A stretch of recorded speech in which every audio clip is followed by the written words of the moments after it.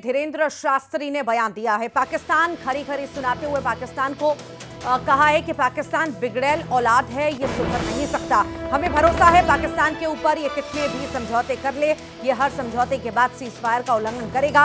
उन्होंने आगे कहा, भारत की सेना और भारत के प्रधानमंत्री के पास इससे बेहतर उपाय और समय नहीं है। भारत की भूमि पीओके लेने का सबसे बढ़िया यही समय है।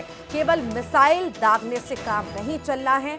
पाक अधिकृत कश्मीर को भारत के अंतर्गत लाना चाहिए और पाकिस्तान को मुंहतोड़ जवाब देना चाहिए, क्योंकि बातों के भूत लातों से नहीं मारते।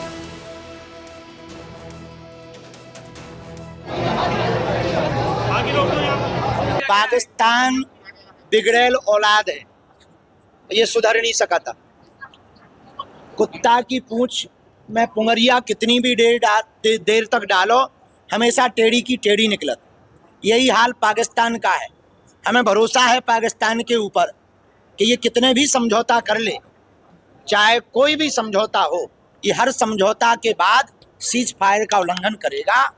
देखो, यहाँ तो जब तक घर में घुसकर भारत के सेना के पास, यशस्वी प्रधानमंत्री जी के पास इससे बेहतर उपाय और समय नहीं है।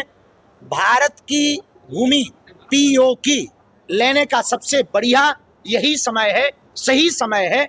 घर में घुस कर के केवल जो है मिसाइल दागने भर से काम नहीं चलना है। पाक अधिकृत कश्मीर को भारत के अंतर्गत लाना चाहिए और पाकिस्तान को मुंह तोड़ जवाब देना चाहिए, क्योंकि ये बिगड़ैल औलाद, देखो, बातों के भूत बातों से नहीं मानते। अब समझदार को इशारा।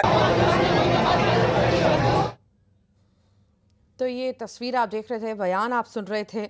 सहयोगी हमारे साथ नरेंद्र परमार जुड़ गए हैं। नरेंद्र, धीरेन्द्र शास्त्री सीज फायर के बाद बयान दे रहे हैं कि पाकिस्तान कभी सुधरेगा नहीं, बिगड़ैल औलाद है। जो फैसला अभी भारत को लेना चाहिए, अभी सही समय है।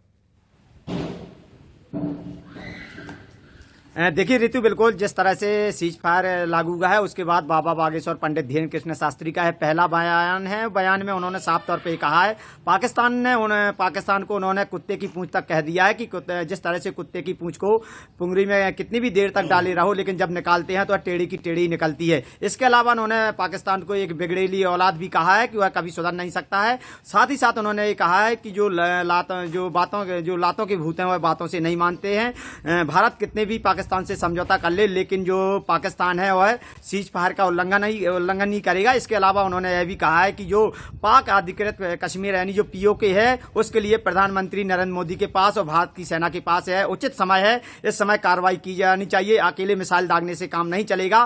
पाक अधिकृत कश्मीर को भी भारत में मिलाना चाहिए। इस तरह की जो तीखे बयान है, जो तल्ख तेवर थे बाबा बागेश्वर के, उन्होंने यहाँ छतरपुर में एक कार्यक्रम में आए हुए थे, उसमें उन्होंने दिए हैं। साथ ही उन्होंने पाक को बिल्कुल दो टूक खरी खरी सुनाई और साफ तौर पे कहा है कि पाकिस्तान जो है अपनी हरकतों से कभी बाज नहीं आएगा और कितने भी तरह के भारत उससे चाहे समझौता कर ले। जी ठीक, बहुत बहुत शुक्रिया। और आइए अब देखेंगे सुपरफास्ट खबरें।